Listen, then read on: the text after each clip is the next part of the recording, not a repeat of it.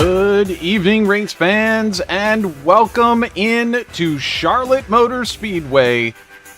It's Sunday night. You know what that means here on VirtualRacing.Network. It's time for the Icon Cup Series. Yes, we're in round 3 of the playoffs live here at the infamous Charlotte, not the Roval like real life. We're actually at the Oval tonight. 135 laps around this D-shaped awesome racetrack with high banking, and once again, great to have you all with us here live for what should be an exciting evening, as we have a lot of drivers trying to qualify to get into the round of 8.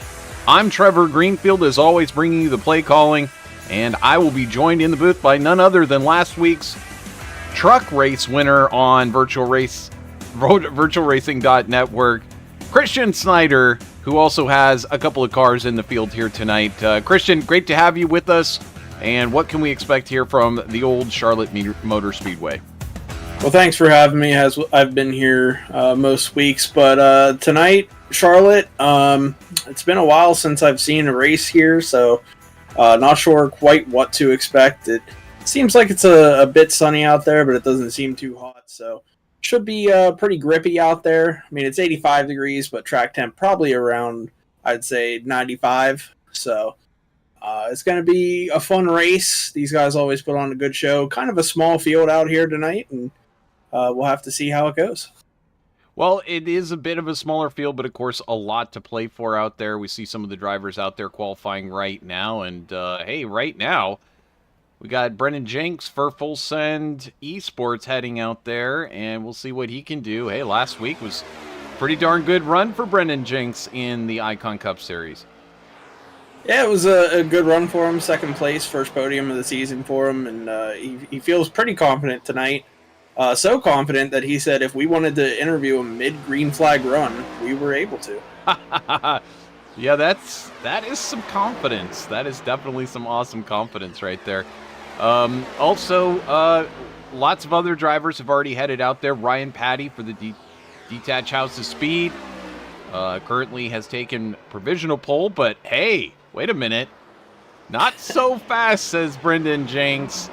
He's got the confidence. He's got the swagger. Brendan Jenks now sitting in pole position. Timothy Harper brings it to a rest there in 8th place. Evan Patinko in 15th spot at the moment, and I guess if there's somebody to get upset by that Brendan Jenks will understand, it's Ronnie Norman, though Ronnie not normally known for his blazing speed around these ovals and qualifying, but when he gets with it and it's his night, hey, he can set a fast lap just like anyone else.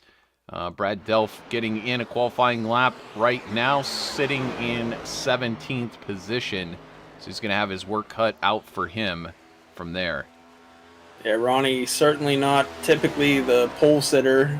He's had 100 starts in Nora, only 2 poles. So he doesn't typically sit up there, but I guess he's feeling Charlotte here tonight. Well, certainly we'll look forward to seeing whether he and the rest of the drivers can convert their raw speed into maybe a little bit more out there tonight. Brad Delph, as we mentioned, just putting in that second lap and good enough for 14th fastest. Adam Ball currently sitting in 4th, and Vincent Loria sitting in 5th at the moment. Sean Purcell in 7th, with Cameron Thompson now slotting into 6th. But a lot of drivers in these playoffs now sitting at the top of this board. So most of the drivers in the field who are in the playoffs have made it, and it's a good time for us to go ahead and quickly go over those qualifying, or excuse me, the points as they sit coming in here tonight. So it is currently Nathan Finnegan, who has been absolutely dominating here in the Icon Cup Series. And if you haven't been seeing these races so far, hey, why not? You know, you should be subscribed to VirtualRacing.Network, because we have, I mean, last week alone was worth the price of admission. I mean, 3 great races from Talladega. Nathan Finnegan, though, here in the Icon Cup Series, 2 weeks running, taking the victories, and so obviously he's clinched to get into the round of 8. Here you see the rest of the drivers. Everybody through the top 8 there, obviously already set to get in, but only 8 points separating Cody Neal and Justin Bissonnette. You got Adam Ball, who's qualified very well out there tonight.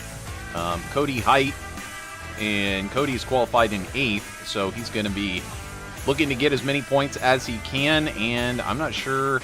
Well, Brian Smith did make it, so he's in 18th place. He's got a lot of points to catch up. I don't know if he can possibly take that many points here tonight, but that would be interesting if Brian Smith, who did so well in the regular season, is not able to get into the round of 8. Well, remember, if he wins, he's automatically on to the next round, I believe. So we've seen Brian Smith most of the time that he's out here win races. So if he is, in fact, in the field, he's going to be a threat to win this one. Absolutely. Anytime he's in the field, he's pretty much a threat to win for sure. So they're already rolling out there. Let's go ahead and get the starting grid up. And there it is, Ronnie Norman taking pole position. Congratulations to him. And starting alongside would be Brendan Jenks. Starting the second row would be Ryan Patty and Adam Ball. The third row, Vincent Loria and Cameron Thompson. Sean Purcell and Cody Height. Timmy Harper and Justin Michael. 11th will be Justin Bissonnette. And then fan favorite Anthony Campbell. Jamison Haviland and Brad Delph.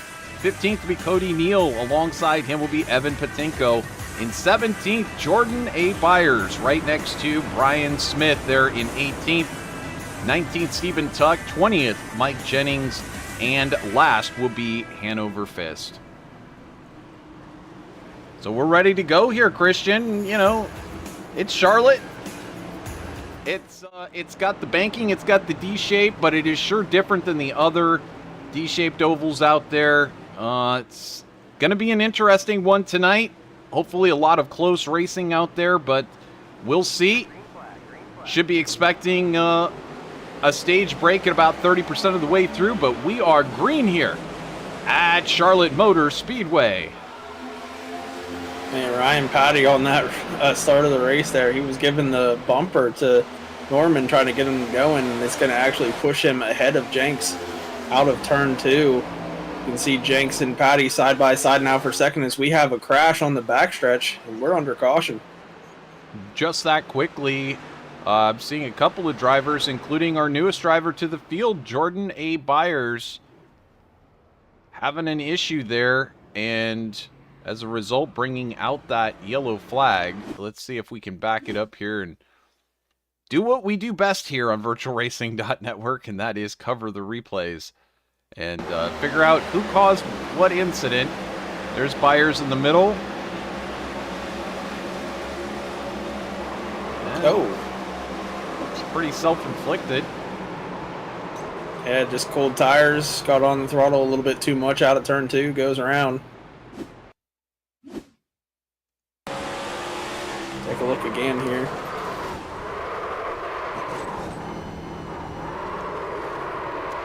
Never how you want to start a race here, Christian, and certainly not in your debut, causing an incident on the very first lap. But Jordan A. Byers gets it going again. Hopefully not too much damage there on the number 8 machine, and he'll get rolling.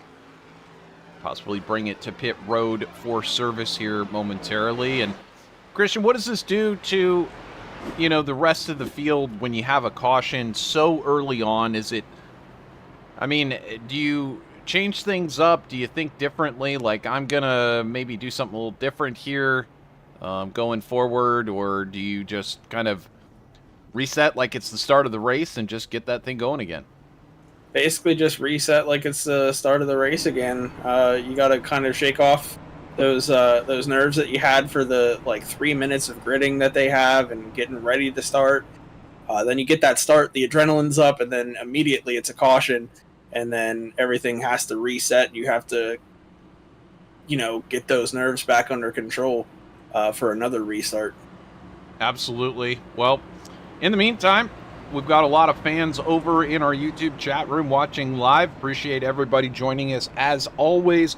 Peter Youngconish, go Jimmy. All right, indeed, go Jimmy. Well, maybe you guys gave him a little bit too much of oh, that's Jordan, excuse me. Go Jimmy. Who's I Jimmy? think there's a James. I think we have a James, so that must be Jimmy. There we go. Everybody going by their official name or by, we got Tim Harper. He goes by 3 different names in 3 different leagues. So, yes, indeed, Jimmy out there. Jamie Haviland for president. There you go. Now we know.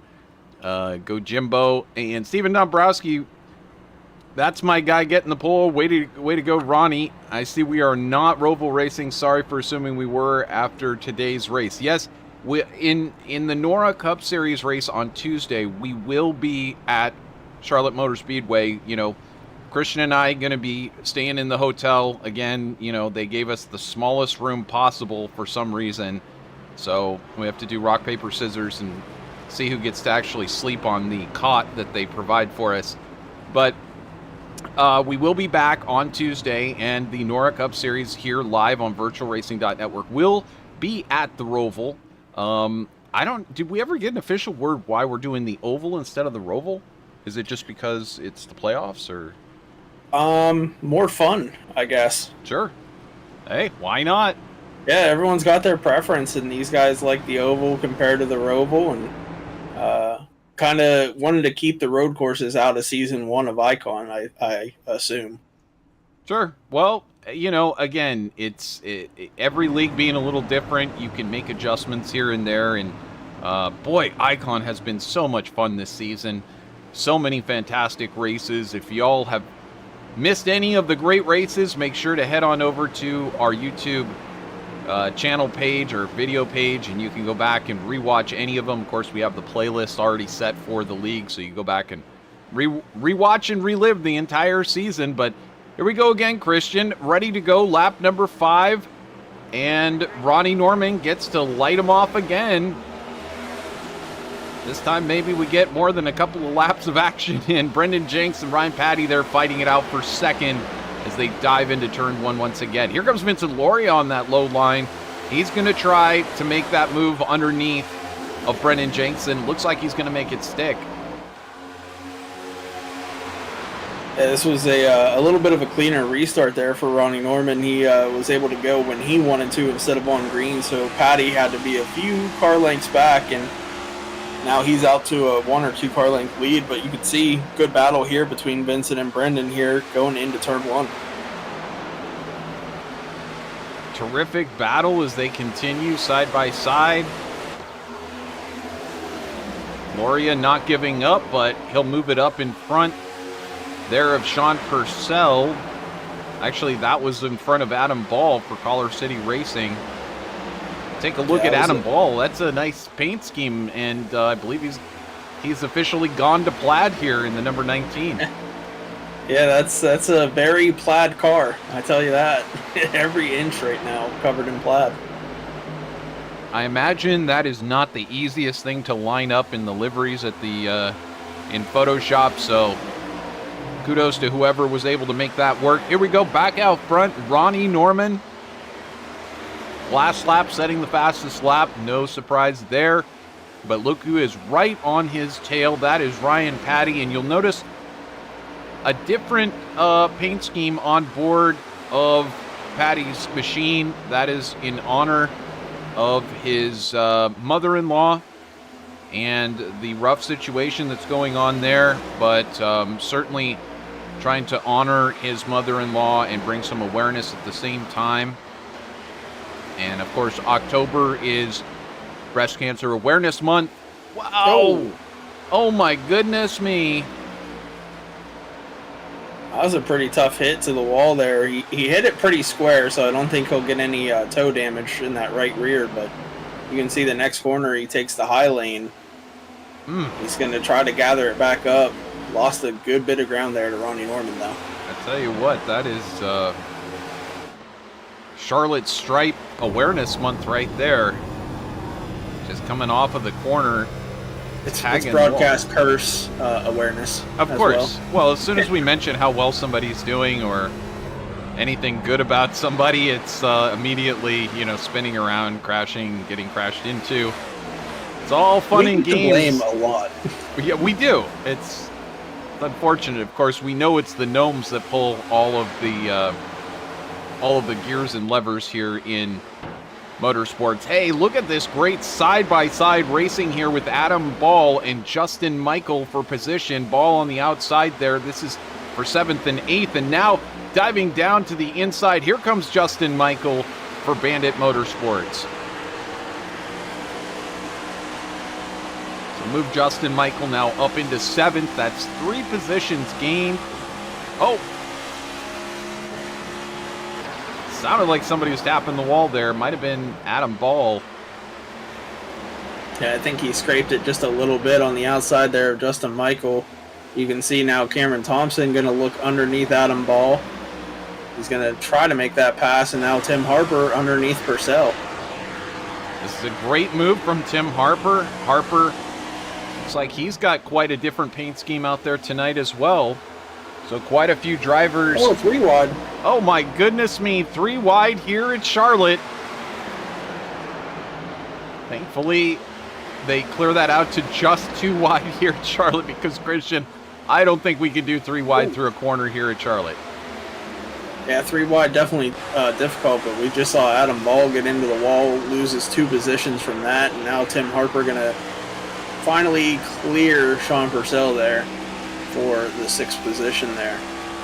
But what a move by Justin Michael to make it 3 wide there. He saw that Harper and Purcell were side by side losing momentum, and he just followed his run and took it 3 wide, 2 and 1. That was a good pass. Indeed, fantastic pass. Harper, known for making some aggressive moves, as is Justin Michael, so great to see these drivers working hard in the cockpits already. Justin Michael and Brendan Jenks now racing side by side for 4th place. Jenks falling a couple of positions now out of his top qualifying spot, but to be expected over these runs. Some of these drivers going to be moving forward as they didn't quite get in the qualifying effort that they might have wanted to. But Jenks tonight looking real strong. Now he's going to take it down to the low side again. Has a look. We're now 2 wide, a little bit further back for position. That's Purcell on the low line. We've got other cars having trouble back here. Yeah, that was Campbell. Really low on the track. My goodness me. Indeed, Campbell off the backstretch must have been chasing it coming off of the corner. Now he'll take it under Brad Delph. Think better of it. That's for 14th position. It lost Campbell some positions there. Meanwhile, back up front, check this out. Or rather, Ronnie Norman is checking out.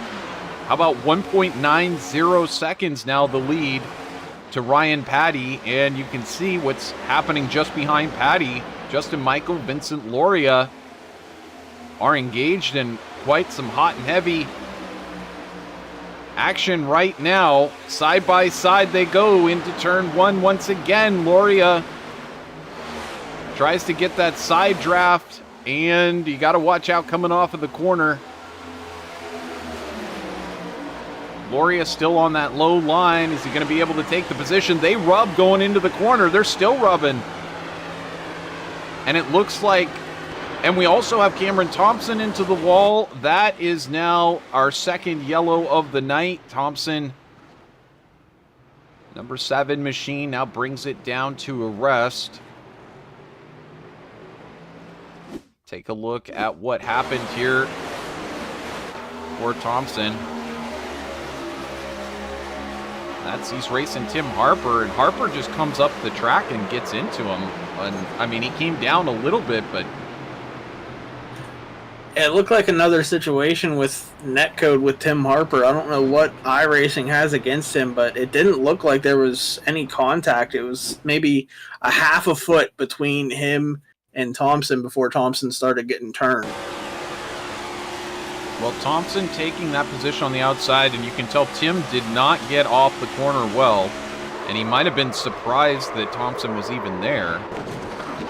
But that's unfortunate stuff there. We'll back it up and take another look at it from Tim's point of view. Tim able to continue around there. We can get onto the right car. Here we go. So exiting the corner, I think Tim was just kind of surprised to see Cameron Thompson there. I don't know. it's going to sound like there was contact, but there was no contact until he was already starting to turn around. So I've seen more netcode incidents with Tim Harper than anyone else, so I don't know what if it's his internet or what it is. But he always has like a half a foot buffer between cars, and they go around off his nose. And it could be a product of he races tighter than anyone else. He'll side draft you down the backstretch at Bristol. I mean, he just tries to run as close as possible to you, and that's why we see so many netcodes with him. We'll side draft you at Martinsville. In the Any dirt. track that's possible, yeah. Yep, super competitive. You know, everybody's a little different. Some people lay back for most of the race and then charge forward, a.k.a. Matthew George over in Nora. Some of the drivers over here. Justin Michael likes to make that appearance towards the end of the race up front. A number of other drivers here, slow and steady workers. But I'll tell you what, you remember the guy that we were talking about at the start of the broadcast? We said, this guy needs a lot of points or he needs a win to get in. And it wouldn't be a surprise to see him get a win. Take a look at where Brian Smith from 313 Motorsports is at right now. How about 5th place? He's gained 13 spots. And of course, that is with a lot of people pitting, but he's putting himself in the right position as, let's see here, I think we're going to be about another 15 laps or so until the stage break. So we'll be watching to find out exactly when that's going to be it. So in my time of broadcasting, I've never heard a driver say, I'm 100% going to win next week, and then go out and back it up and actually win. And Brian Smith did that. So he's cocky, but he can back it up. He's very talented behind the wheel, and he's very confident. I would never, ever have the confidence to do something like that, even if I was feeling it. I mean, I jokingly called my shot at Talladega saying I need to go out and win, but never in a million years did I expect it. Well, there's a closer shot of the Annie Strong machine for the number 30 there of Ryan Patty, but great to see him supporting a cause that means a lot to him. And of course, we invite everybody to do the same, keep carrying those causes on their sides of their cars and being part of raising awareness. Green flag back out here in Charlotte on lap number 21. Ryan Patty in first. Justin Bissonette in the bright yellow machine. The number 06 now has that second place taken away from him momentarily by Vincent Loria in the green Rolex machine, but they fight down the backstretch. You see, some rubbing right there heading through turn 3 as Loria drifts up the track a little bit. That's going to give Cody Neal a chance to go on the outside and possibly take that position. Yes, he does. The 56 moves into 3rd place. So right now, the top 6 drivers, all playoff contenders in this race right now. And so a number of these drivers do need those points. Brian Smith, Sean Purcell, Justin Bissonette, Cody Neal. All these drivers really need as many points as possible to ensure their position here tonight.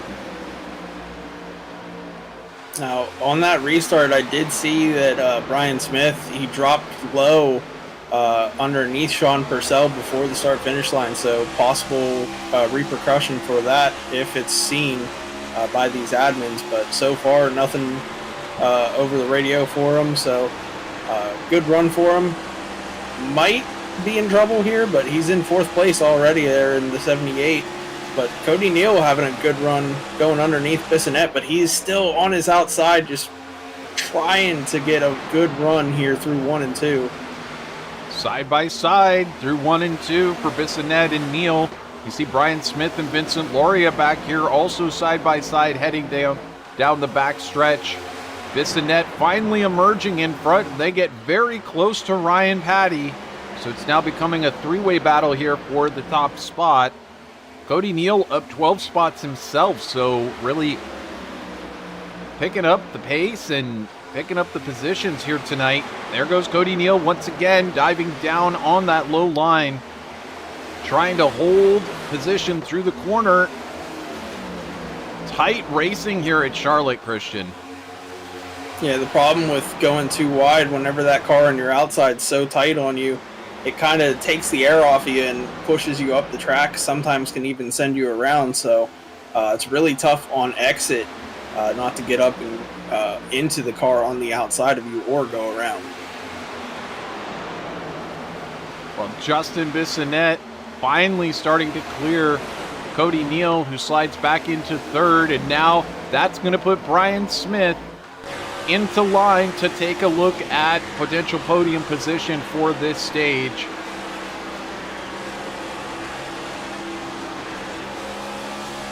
He's lining it up, but I think he's going to take whatever these front three are going to give him. Right now they're racing really hard. Trouble for, I believe, Brendan Jenks in the 38. Saw him dropping through the field. Ooh. There he is sitting sideways on the track. That's not where you want to be. I also see possibly Anthony Campbell involved. Yeah, there he is. Have to see what happened between those two. I've got some more. I mean, this is really interesting. What happened here with Ronnie Norman? We're going to start with this.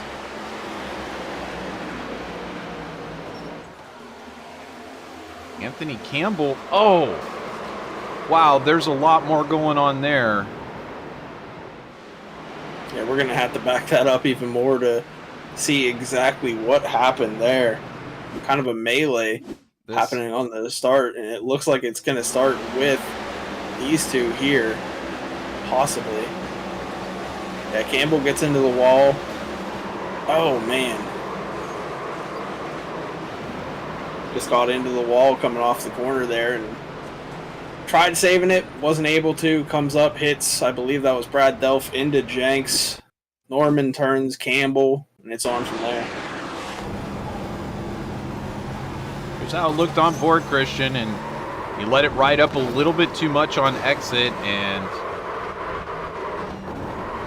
you know, one thing I can say about this is you see that Ronnie Norman kept going through all of this. He didn't actually end up getting caught up in it.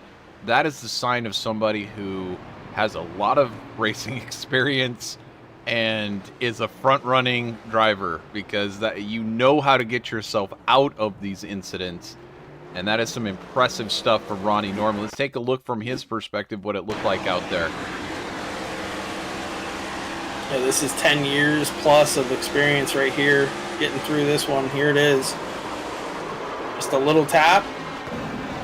Out of the throttle, gets through the grass, and he's still straight. Just a little bit of a gap in that hood on the right side. What we watch now from Timmy Harper. Tim already involved in a lot of racing and now a couple of incidents, and there he squeaks through. That's about as clean as you're going to get through one of those types of incidents. It's a little off track there. And this was also a fan favorite for tonight. Jamison Haviland coming through here. Prim Cylinder 890. You got this, bud, saying, go Jamie. Well, maybe that good luck riding on his shoulder got him through this one. Always great to have some fans in the audience. That's always pretty cool. I think we've heard 4 different names for him. We had Jimmy, James, Jim Bob. Yep.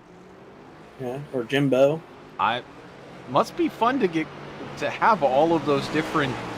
Yeah, I wish I had that many nicknames. I mean, I have Christian and Chris, and that's it. Yeah. Do you ever go by Chris? Absolutely not. Hate it.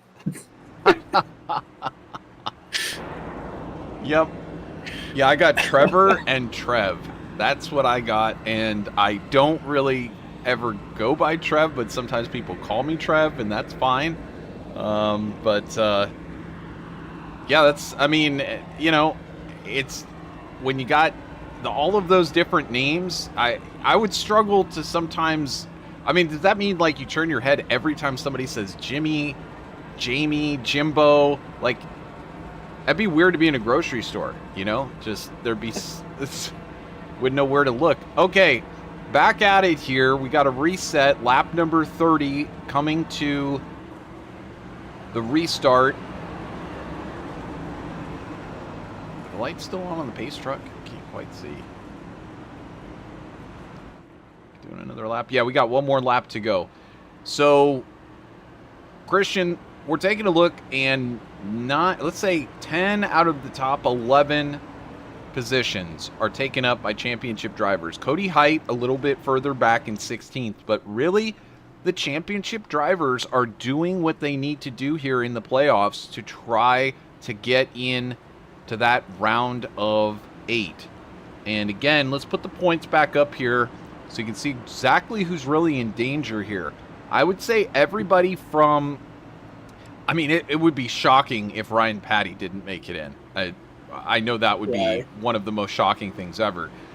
But it would take a lot for that to happen, and Patty basically would have to crash out, and everybody else would have to finish really, really well in order for that to happen. But Vincent Lauria, Timothy Harper, Cody Neal, Justin Bissonnette, Adam Ball, Cody Height, and Brian Smith are all basically racing each other out there tonight to see who's going to get into the round of 8.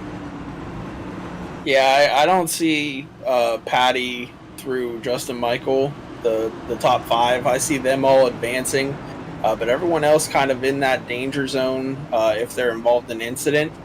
But mainly everyone that's outside looking in, almost in a must-win or at least finish top 3, and it's not looking good for those guys at the moment, except for, I believe, Cody Neal up there in the top 3, and as well as Bissonnette. So they're having good runs that they need, and Brian Smith in a must-win situation here tonight, he's looking good in 4th.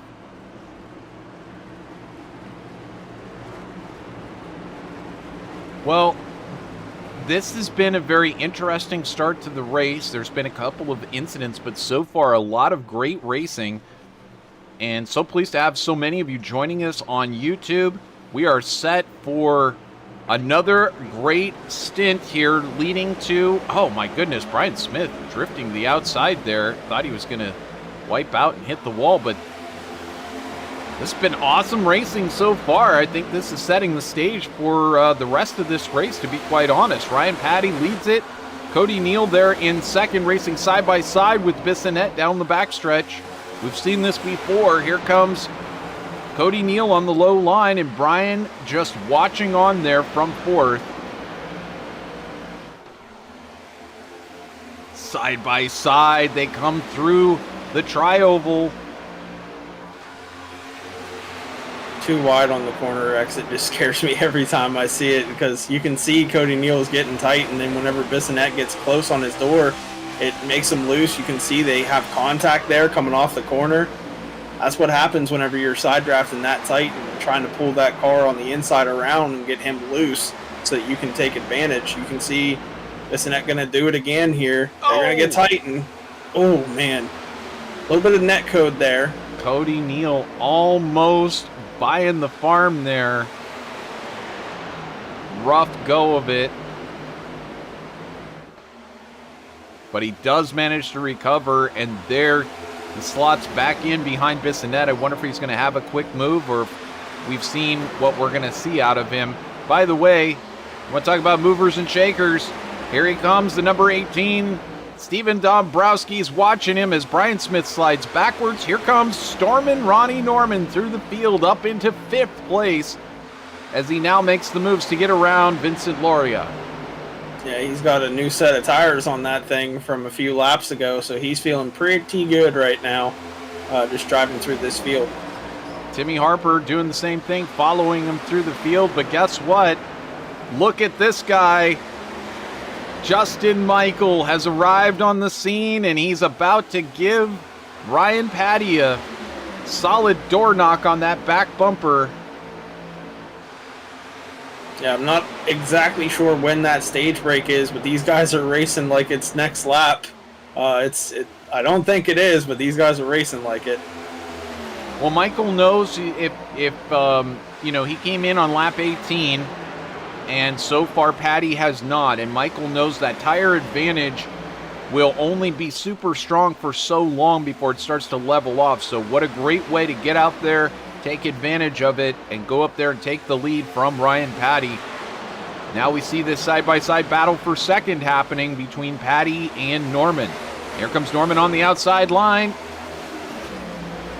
Yeah, easily going to take second there with those newer tires. And these are guys that just need solid runs, and they're up here to get these bonus points. And that's going to basically lock them in into the next round. Ronnie in a little bit of a worse situation than Michael, but if Michael finishes top 5 here in this stage, he should be locked in no matter what, with only 21 cars in the field and 2 already out. Yes, indeed. Bissonette right now fighting for survival, as is Cody Neal. Number of these drivers really looking to get the max points right now. Here's Tim Harper up into third. He'll take that spot from Ryan Patty. So looks like those who came in for those tires, it might have been risky at the time, but the risk has paid off. Michael, Norman, and Harper all to the front. The entire top 10 drenched in yellow. So everyone who needs to have a good run is having a good run currently. Adam Ball sitting back here in 7th place, qualified up in 4th, and he has been kind of fallen back here as this plaid-drenched car has started to move back, but look who else is moving back. Justin Bissonette possibly having an issue right now as well. Yeah, another one I'm surprised moving so far back. Brian Smith having a lot of issues ever since that start where he jumped a little high. He's just been falling like a rock the whole way down to 8th now. He's desperate for those new tires.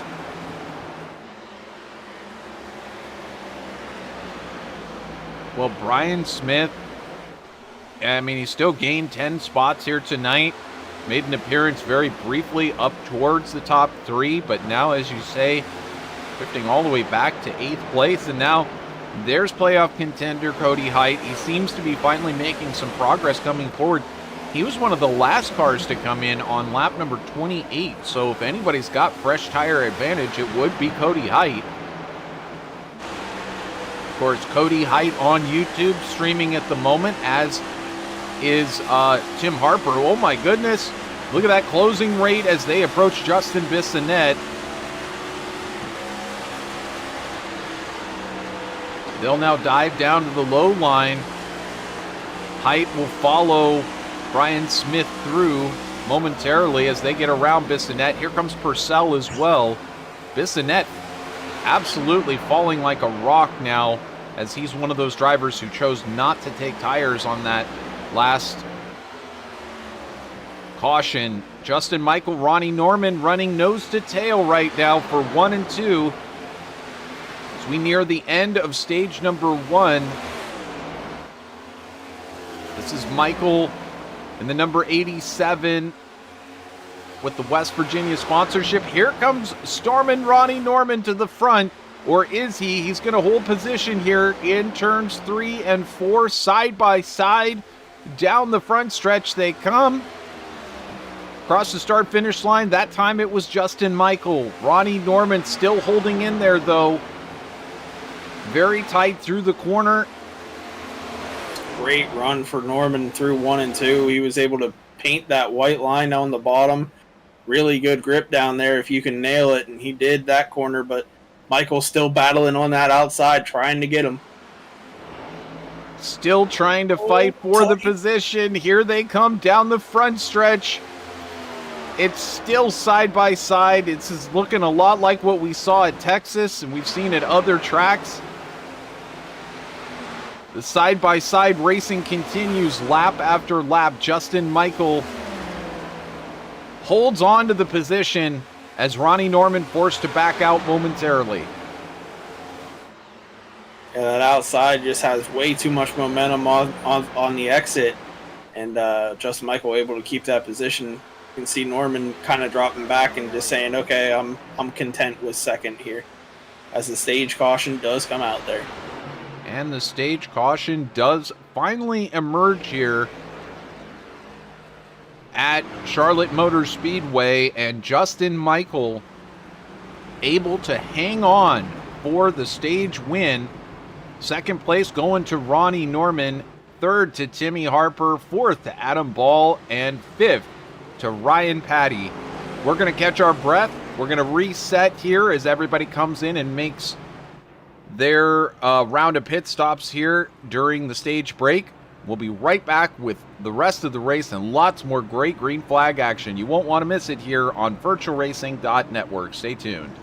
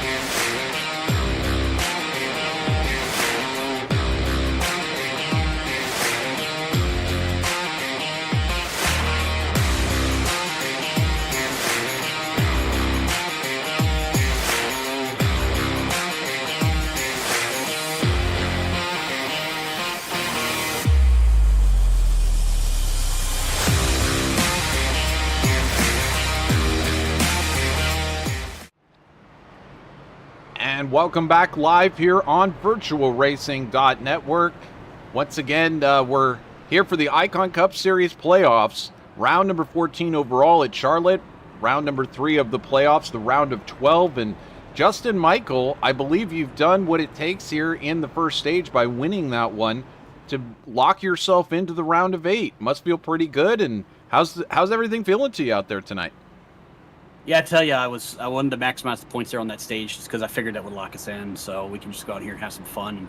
But I've never raced that hard for a stage in my life. Maybe the end of a race, but Ronnie put up a really good fight there and was nice and clean about it too. So we always appreciate him and how he races. We've raced him a long time. So, but yeah, car's pretty good. I'm not fast at this track and this car for some reason, but.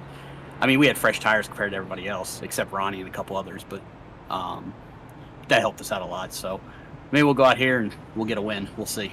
Yeah, that was a terrific call by yourself and several others to take those tires there on that caution. We saw some of the other drivers like Bissonette really fall like a rock to the back of the pack there towards the end of that stage. But hey, it's only been, 1, 2, 3, 4, 5 races since you were sitting in victory lane. What do you think it's going to take tonight to get back to victory lane, and do you think you got it in the number 87? We'll see. Ronnie's pretty good on the long run. I think Patty is too. So it'll be a fun battle up here. We'll try to save some tires this run and not burn them off, and maybe we can get a green flag pit stop and see how we stack up against everybody else. Well, that would be fantastic to see you there back again, and certainly. You won't have to worry about Nathan Finnegan getting into victory lane, so we'll see whether you can manage to take it there tonight. Good luck for you out there, and we'll hopefully be chatting with you at the end. Thanks, man. We'll see you then. So that is Justin Michael, who took the first stage victory, and right now, he's kind of sitting in a pretty good position.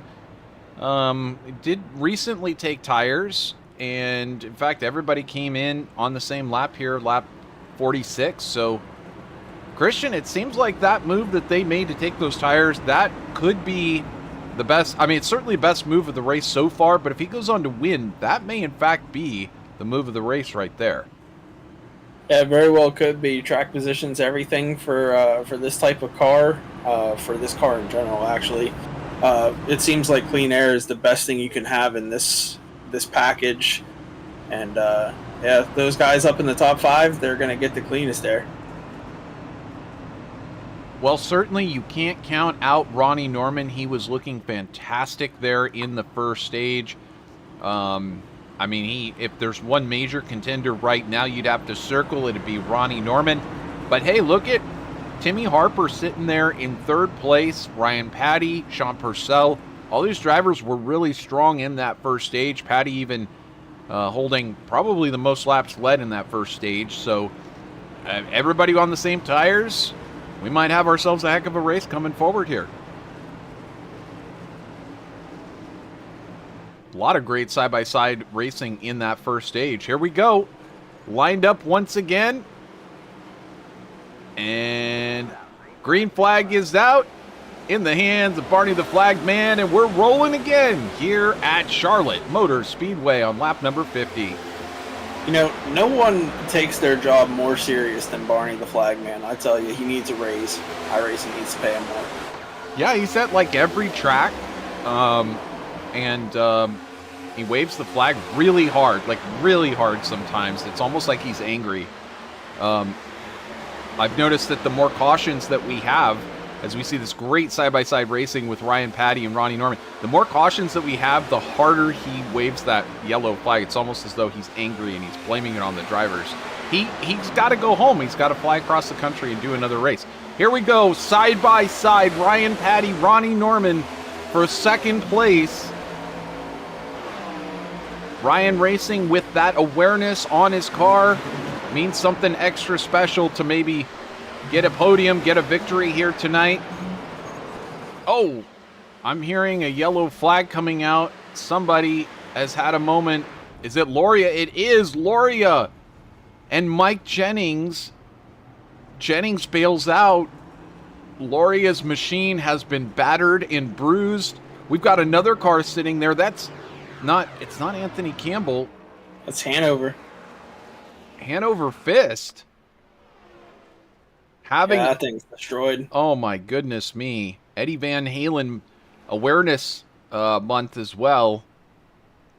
And that thing has seen better days. So let's go ahead and once again get out the replay copter and see what we can do. Figure this one out. Probably occurred just in front. But certainly Jennings involved in this. Let's take a look here. Jennings on the back of Hanover Fist there. Remember, Vincent Loria is involved in this, and he's up ahead of them, and you can see the smoke up ahead. Looks like the 25 and the 67 got into it, and the 16 and Hanover get into the accident late there. So let's see what happens between the 25 and the 67 here. Yeah, it looks like another incident where Ryan moved up the track and the 25 moved down, and Ryan Smith turns the 25 in front of the field there. Unfortunate for these guys. My goodness, a huge hit for some of these drivers. We'll see it on board from Loria here. Yeah, you can see Ryan Smith will drift up the track here, and then ever so slightly that 25 comes down right there, and it's on from there. Big hits all across the track here. Vincent Loria comes down thinking he's just going to drift down to the bottom, but Mike Jennings and Hanover Fist come in full speed into that incident.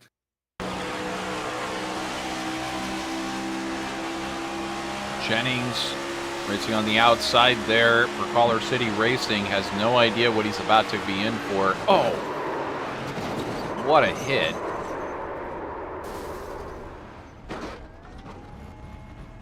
Take a look now from Hanover Fist's point of view. This is, he's going for a ride. Yeah, the RPMs are still pretty high for both of these guys. You got to back it down a lot more just to stay safe out here, and unfortunately it's going to end probably both of their nights. Man, he almost made it out of it. Maybe in that situation you need to gas it up a little bit more, but you can see the engine popped. Yep. That's at least 35 minutes of required repair there. Wow, rough going there. As we see Jameson Haviland sitting there on pit lane. Doesn't matter what you call him, Jim, Jimbo, Jamie. He looks like he's got a lot of repairs to do. Let's we'll take one more look at it from his point of view here. He's just running up next to the wall. It comes down just the tiniest amount as Brian Smith was trying to get that side drive You know, Christian, I know that that side draft is there. I know it's worth that little advantage that it gives you out there, but I don't know. Sometimes with the netcode situation and everything, it's just maybe discretion's better part of valor. Yeah, it's one of those respect things. If you run respectful, you're going to give that guy on the outside a little bit more room, take it easier into the next corner. But you know, he wanted to get as high as he could to get the best run that he could, and into turn 3, and without regard for the guy on the outside, pinching him as close as possible to the wall. He didn't have more than like 2 to 3 inches to the wall to his outside, so once he moved ever so slightly to the left, he was going around. Well, Jamie back up here now racing with the rest once again. He has dropped 2 laps, 1 lap now to the rest of the field. Anthony Campbell, Vincent Loria also still 1 lap down, so not insurmountable, but hopefully he got all of that damage repaired that he could. Justin Michael took over the lead at the, I don't know, 2/3 of the way through the first stage, and he really hasn't looked back. Ryan Patty still setting in 2nd place. Tim Harper in 3rd. Ronnie Norman drifted back to 4th there in that first stage. So, I don't know. Did he just drop back? Is he now back into 2nd place? What's going on here? Yeah, he's in 3rd place. Patty was able to pass him, and that was the only person who got around him, but they were battling pretty hard. Right as the caution came out, they were side by side, and Patty just had the nose on him. Well, we're restack it here for our next restart on lap number 56.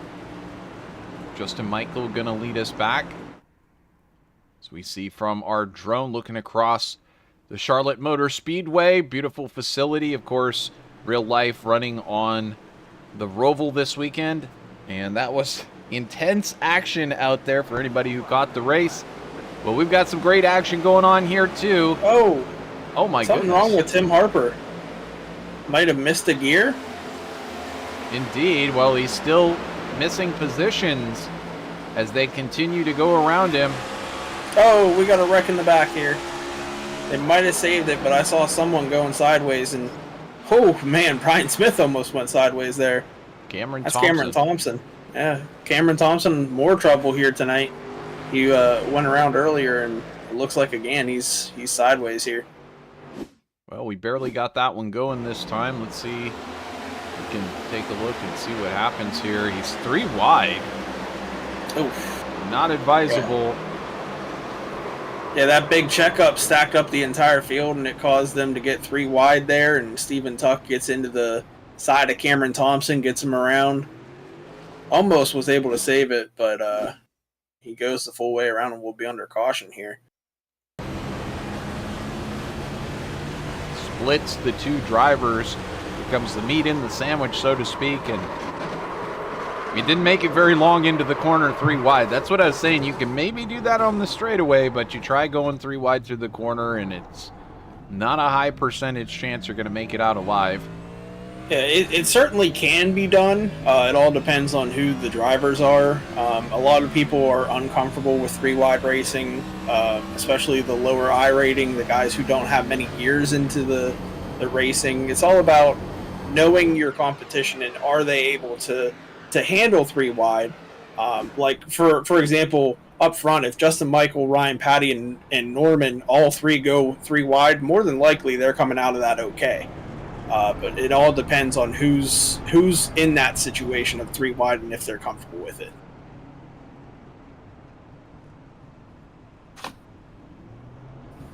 Well, comfort is the name of the game, and if you can't be comfortable, you can't really race at the top of your game. So these drivers recovering and getting into pit road, getting a little bit of service. Stephen Tuck, Cameron Thompson, and Vincent Loria all coming in there under this yellow flag.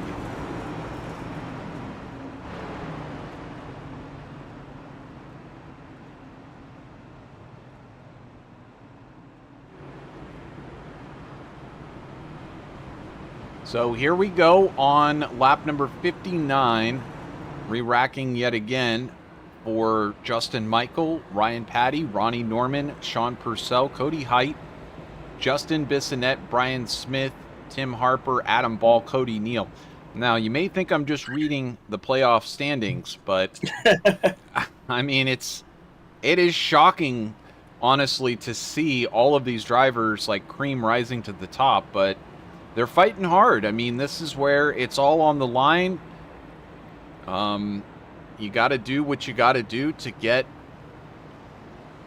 the points that you need to make it into that round of 8. Otherwise, next week you're not racing for a championship anymore. And yet, for a lot of these drivers, they know that a win is possible. So it may not come tonight, but it may come in the round of 8. It may come later in the round of 4. And that may be all it takes to win you that championship. So it doesn't matter how you get into the next round. You got to get in, and possibly you got a chance of taking a win. You got a chance at getting podiums, and you could end up with the very first ever Icon Cup Series championship trophy at the end of the season. And I'm seeing now we do have a driver available for interview. If you're wanting to, Hanover Fist is out of the race, confirmed that his engine will not be able to be repaired by the end of this, and he is ready for an interview if you want. Absolutely. Drag Gold Hanover in here. Let's see if we can add there he is another... out of the infield care center. Well, Hanover, you're just in time to see the restart here. Pleasure to have you back. Glad you were not injured to any great capacity there in your incident. I definitely had the motor get killed. I couldn't even move it. Yeah, we heard it go pop, and usually that's the end of it. Justin Michael leading us back to the green flag here. Ryan Patty in second, side by side with Ronnie Norman through 1 and 2. We've seen this before. I'm just wondering when Ronnie Norman is going to actually win one of these battles. He's got to be on the outside in order to win one of these battles. That outside is too dominant. Oh, Patty almost got into Justin Michael there, going through 3 and 4. Brian Smith has worked his way back up into 4th. So we see some side-by-side racing a little bit further back there with Sean Purcell, but this is where the heat is right now. Justin Michael barely holding on to this lead right now. Wow, it looked like Cody Height maybe up there into the wall. He was really high in that corner. I don't know if he was meaning to be that high, but it was a pretty good run on exit. He scraped the wall just a tiny bit, but moves up into 6th. Track's a little warm in that corner, too. I was having trouble keeping her running the high line from wanting to walk up. Yeah, you can see the shadow. It's covering 1 and 2, but that sun beating down on turns 3 and 4, so it's a lot more slick over there. Norman with an issue. Well, he maybe not. Patty with an issue. Here comes Brian Smith to possibly pass Patty as well. Patty looked like he came up and maybe touched the wall. I'll tell you what, Ronnie Norman with an elevator move, clear from the wall down underneath a white line, passes Patty. Now he's got to work on Justin Michael. I think what he's going to have to do is run a lane, maybe a lane and a half higher than him, get the run off the corner and set him up for the next corner. So there you go. You see him a lane and a half up right above that seam, trying to get the run off the corner to set him up into turn 1. Well, and the inside line is eating them tires. I tried running it more that first stage, and I definitely could see tire wear. Well, yeah, the problem with running the inside lane, you get tight behind the car as we got a battle for the lead. Now Norman finally able to get a good run on the exit, going to take that lead off of Justin Michael. Patty now underneath him for second. Huge move there by Ronnie Norman. He is on it tonight. He's feeling it here at Charlotte Motor Speedway. He's been racing up at the front, and he took pole position for tonight. So this could be his night to to sweep with the exception of the first stage. Here comes Bissonnette making one heck of a move down low. There's Patty as well in the middle of this one. Now side by side for Smith and Michael. As they go down through the tri-oval, Smith tries to put his car on the low side of Michael, but he ends up falling back just a little bit. Patty way up the track, almost up into the outside wall to get his big run down the backstretch. You can see how much faster he's going than Brian Smith. He's going to cut down in front of him. Pretty aggressive block there, but now he's going to drift up. You see Cody Height gets a run, has to back out of it a little bit. Cody Height on YouTube right now holding on to the outside line. They go through the corner. Watch the run he gets down the backstretch with Ryan Patty's draft here. He's going to easily go by Brian Smith here. Might clear him before the corner. He does. He's going to drop low and cut down in front of Smith, but Smith sticks the nose in. Oh, careful. This might not work. Close racing here at Charlotte Motor Speedway on lap number 88. Got just under 50 laps remaining here in this one tonight to decide who gets into the round of 8.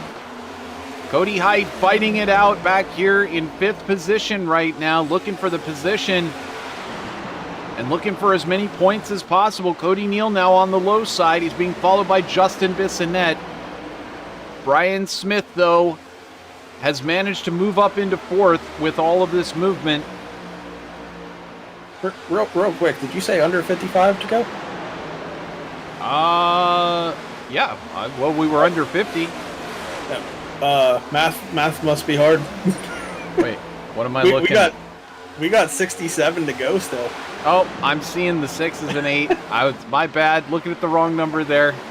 Math get it. Math is hard. Hey, I got all these gnomes that calculate all this stuff for me. I don't need to do the math anymore. I should just ask them how many laps are left. Ronnie Norman still out in front. Maybe it was just wishful thinking. I'm old and I could tell it was like, what did you just say? It's honestly, it's when you look at the software, the 6 turns into an 8. I'll have to send you a screenshot of it. But there we go, side by side for Michael and Smith through 3 and 4. Gotta keep it. That was super tight right there between the 87 and 78. These two, I've been wanting to see these two battle for a while, and they're finally getting a chance to battle. I think they battled at Indy the last time we seen these two really go at it. It's a fun battle every time we see these two around each other. Cody Neal and Cody Height side by side. They spell their first name differently, but two Codys side by side, and the Neal moves in front of the Height.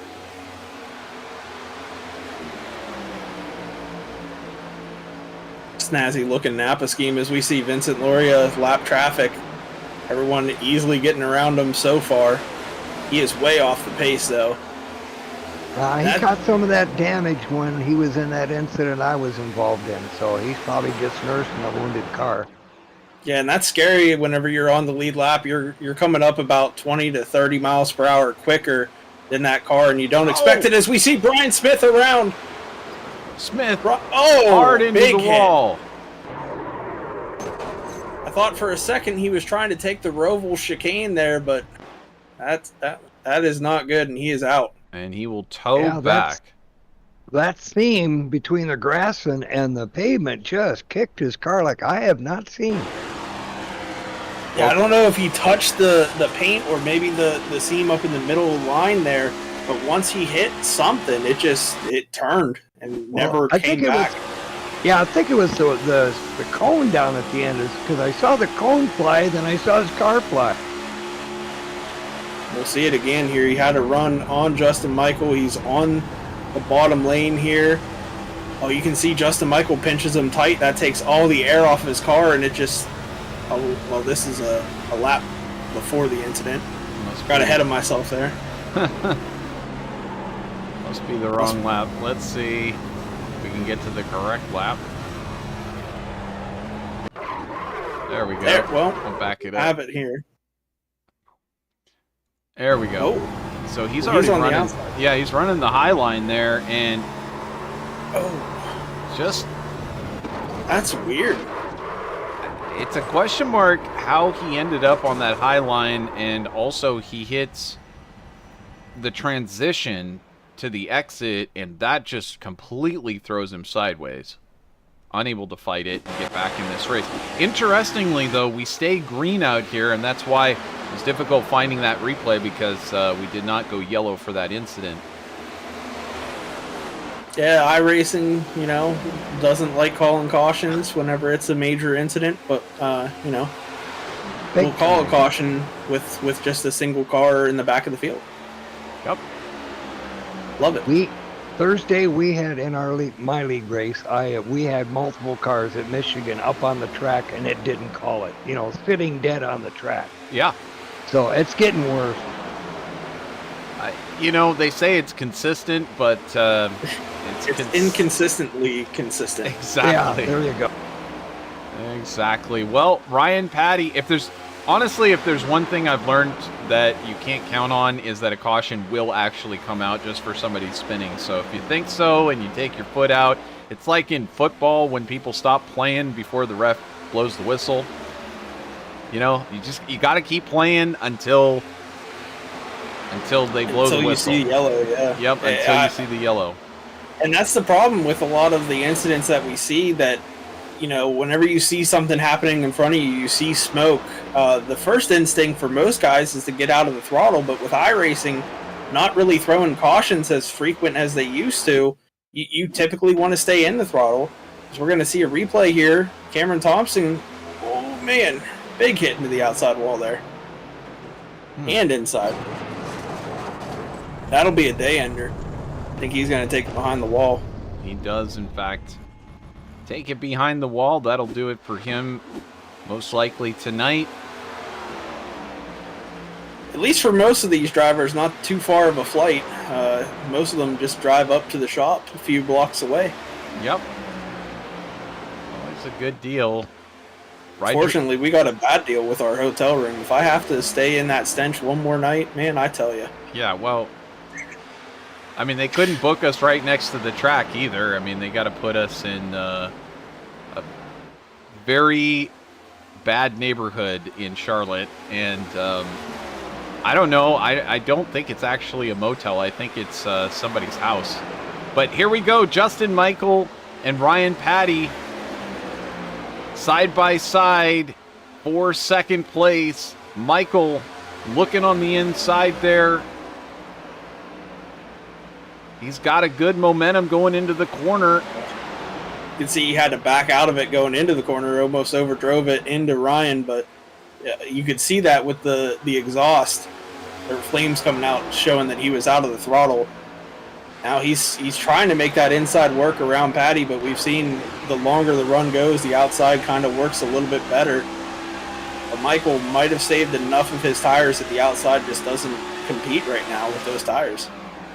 He does. He clears them. Well, Michael has shown tonight that he's got what it takes. He won the first stage. Now he's gotten around Patty. He's looking at the backside of Ronnie Norman, but not for very long. Now he takes that car down to the inside. 18 left to hang out on the outside, and I wonder, I mean, that didn't take very long at all. Justin Michael moves the number 87 Toyota for Bandit Motorsports to the lead. Yeah, we just interviewed him, and he said that Ronnie and Ryan were really good at saving tires. I think he was bluffing, because there he went. He's gone. Well, he didn't say he wasn't good at saving tires. That's true. That's very true. He's just... yeah, but he's got to save a lot more. If he keeps punishing them, those guys are going to drive right back up to him. Well, we should be having green flag pit stops here within the next 15 laps. I think you can get about 40 laps on a tank here, maybe a little bit even more. So we should be seeing some green flag stops soon. That's I true. thought I saw 46 on my counter. Yep, that's what I've got. Lap number 46 for Yeah, pretty so there much you everybody, with the exception of Steven Tuck, who came in on 57. So it might be interesting for Tuck, as he is now on the lead lap. He might Yeah, take over that lead there for a moment. with 56 to go, we should be seeing these guys within 10 to 15 laps for sure. Well, Tuck had some damage early. He was diving in trying to get little bits fixed at a time, I think. Harper and Sean Purcell, these two, not the best of friends out there. He's running them pretty hard right now. Harper Good run with, here for Tim Harper. Harper with a different paint scheme out there tonight. Looking to try to change up his luck maybe a little bit and possibly take the victory, but right now racing for 8th spot. I don't know if you've ever had that drink, but I'm a big fan of it.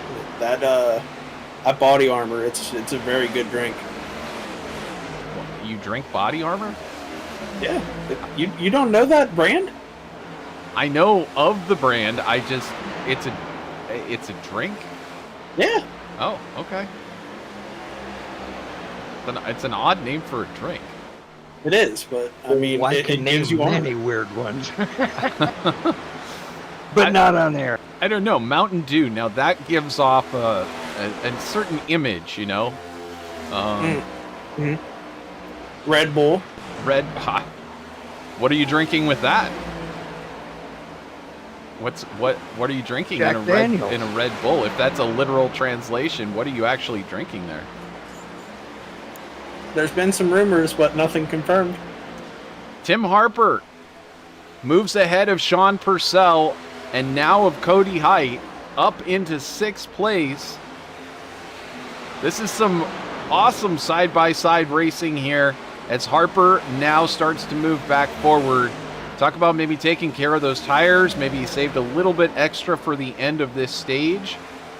And perhaps Cody Height, his teammate there at Harper, just going to follow him forward a little bit more. They're going to have to get up here to Adam Ball, who is another 1.28 seconds ahead for Collar City Racing. And Adam has had a really good race. He qualified in 4th, and now he's running in 5th. And, of course, one of these championship contender drivers that is looking to maximize his points. There's Cody Neal up into 4th.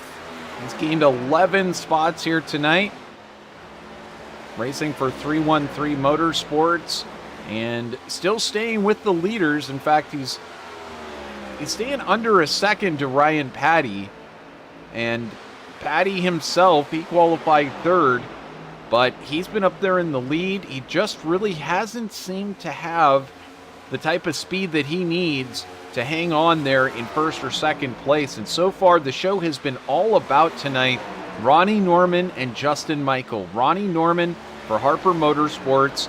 He started on pole position, and if it weren't for Justin Michael, I would say that he's been the class of the show out there, but Michael seemed to have everything figured out so far. Now here we go for the first of these green flag pit stops, Christian. Yeah, and this is exactly at 45 laps, so these guys are going to be right on their number to make it to the end. But with a late caution, they might be close on fuel if there's a green-white checkered. Yep. But these guys should be good to the end with a little tiny bit of saving. But everyone should be coming into the pits pretty soon because Patty is going to be a lot quicker on those new tires, and he'll gain a lot of ground. So wouldn't be surprised to see Justin Michael, Norman, Neal, and Harper in within the next 2 laps.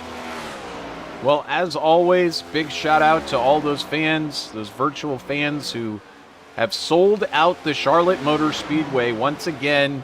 Every single race here that we cover on VirtualRacing.Network, a sellout crowd, and they're really showing that they appreciate the Icon Cup Series here.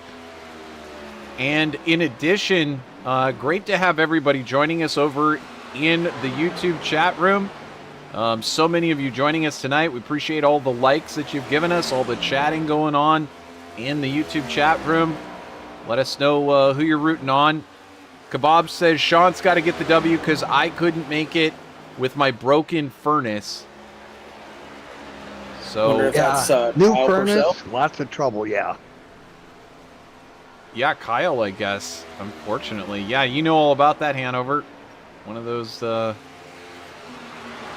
His deal is you got to take care of the house, and you know, if you don't got a first, hey, we're into October. I mean, it's cold temperature month, so if you don't get that furnace working, you got ice in the sink out front.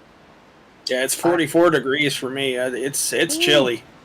I pulled out window air conditioners and fired the furnace up the next day. Minnesota goes from summer to winter. We just skip fall. That's how it is over here in Pennsylvania. Yesterday, my windows were open. It was nice, 60 degrees, and now it's 44. Yep. Here in Florida, we actually experiencing quite a cool down as well. It was nice. Oh, it was nice in the come 70s. I'm serious. It's going to be in the 40s tonight. Well, that's nothing compared to I've been spending most of my time in the Pacific Northwest. So, boy, in October, when I was living in Idaho, October, you might get snow. You miss the snow? I bet you don't. Oh, no, I do. I miss the snow. I miss my 4 seasons. But, hey, it has not been bad here in Florida. Just brutally hot and humid winter or summer. But, not to mention the skies open up at any point in the day. It could be sunny, and you're getting rained on. You got it figured out. That's Florida in a nutshell, and you just dodge those big hurricanes if they come through. So, Ronnie Norman pitting here in 8th place. He drove too far in his box. That's going to cost him about 2 or 3 seconds on track. That's rough. That is absolutely a rough go there. Already looking at 13, 14, 15 seconds or so in the box, 14.73. So actually pretty normal time in the box, but 45 seconds overall on pit lane, and that is about 2 to 3 seconds longer than everybody else in the top group. So that will be very costly for Ronnie Norman as he now drifts down into 10th place. Oh my goodness, Justin Trouble Michael. for Michael too. We got to see if he's able to get into his box better than Norman was. Let's see if he has a smoother one. I mean, already we saw him lock up coming in. Oh, that was a pro entry there, right on the marks. So good run. That was expert level right there. Even held the wheel straight there as soon as he got in. Makes it easier for those tires to come off. Yes, indeed. And a great burnout there coming out. I've been not qualifying for most of the races this season, and I do appreciate that last pit stall. So much easier to find. Oh, that is the ultimate, is to get either the last one or the first pit box. Doesn't get better than the first pit box because you can get right out onto the track, and no questions about having to make a blend line or anything like that. Sean Purcell now in the lead as everyone else is pitted. Here comes Justin Michael up behind to try to make this pass, but this is not yet for position. Did anybody else see Tim Harper almost nail the barrels there on his pit entry? My goodness. Well, maybe that might be worth backing that one up. Oh, it is. He had an aggressive entry right here.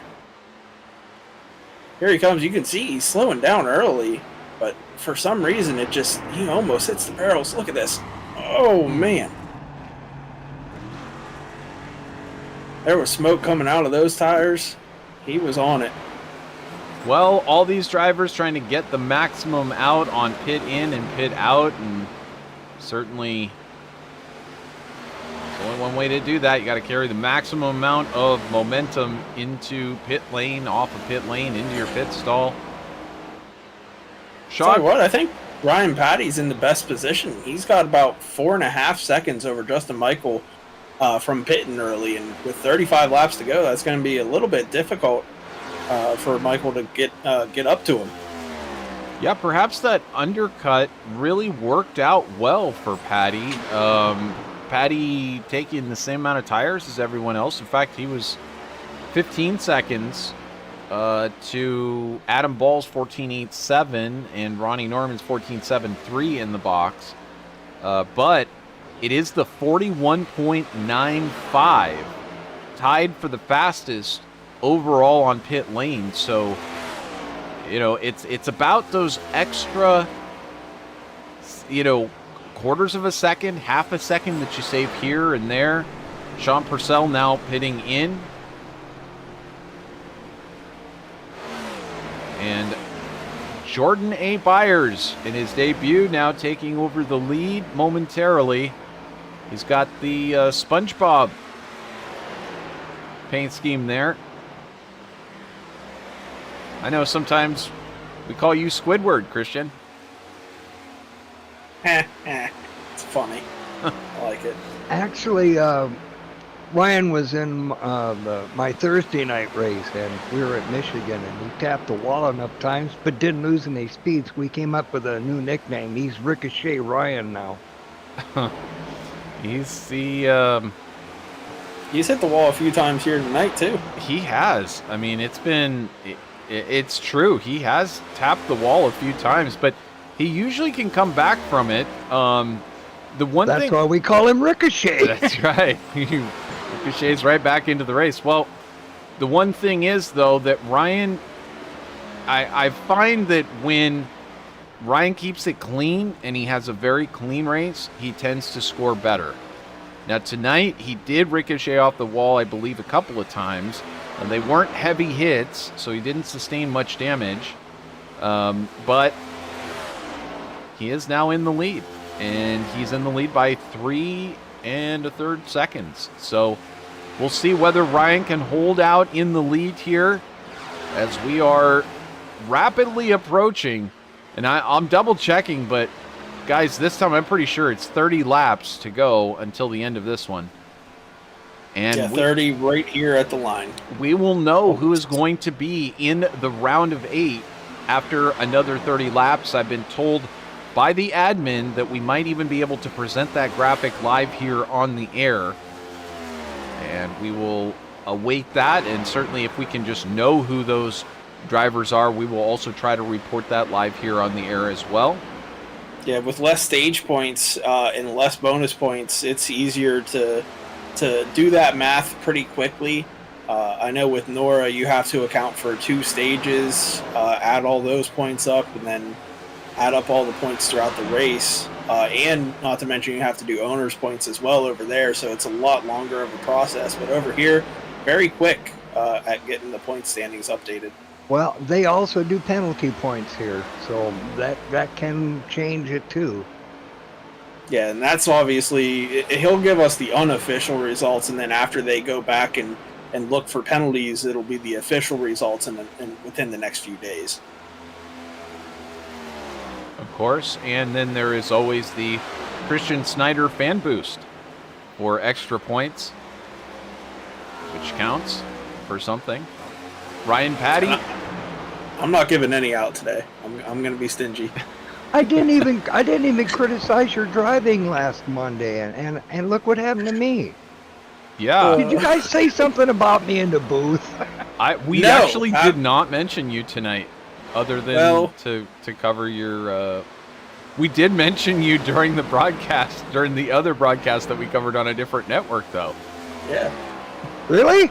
We did.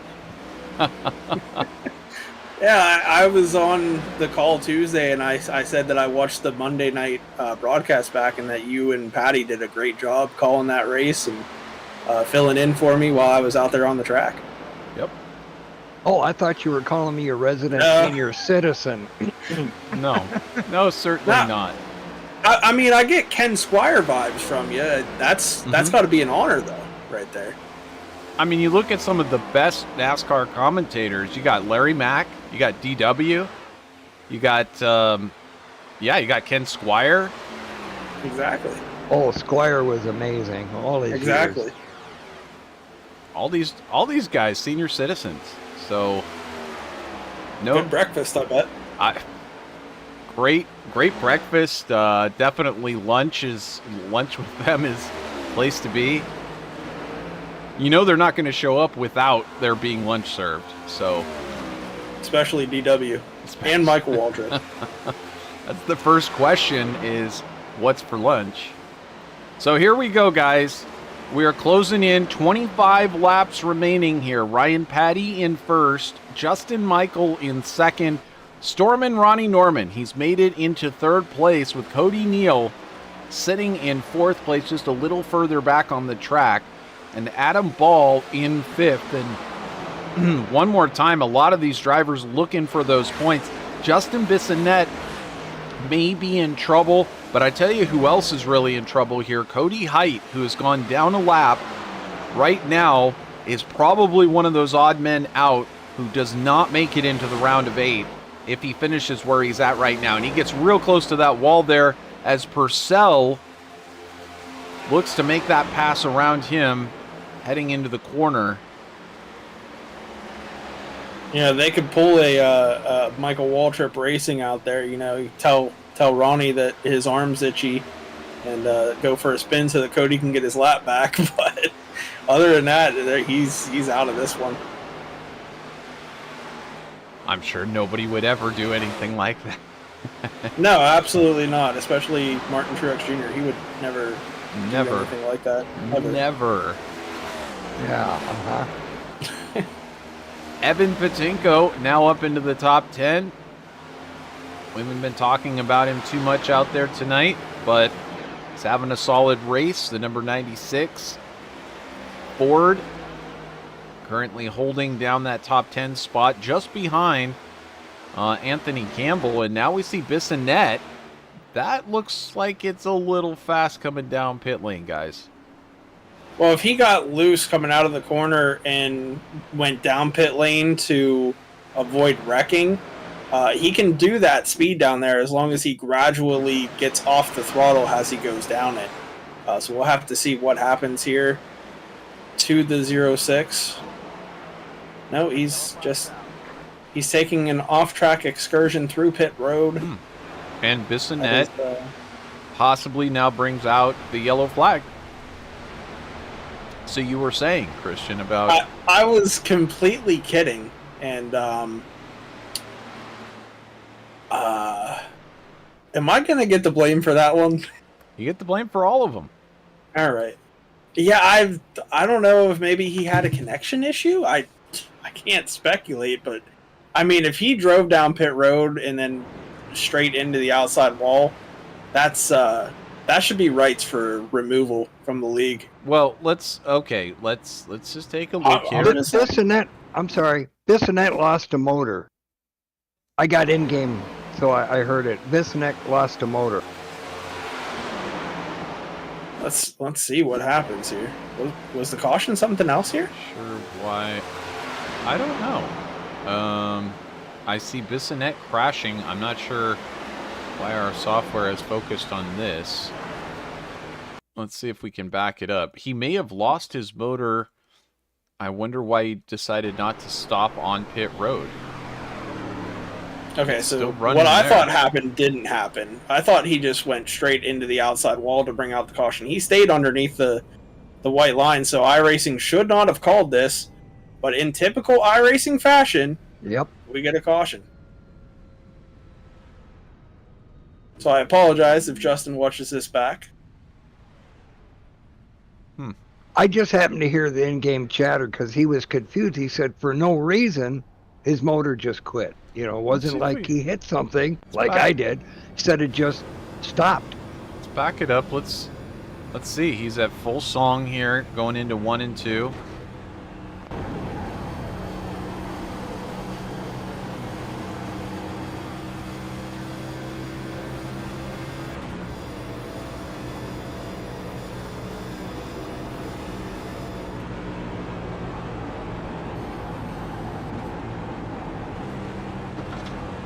I don't know.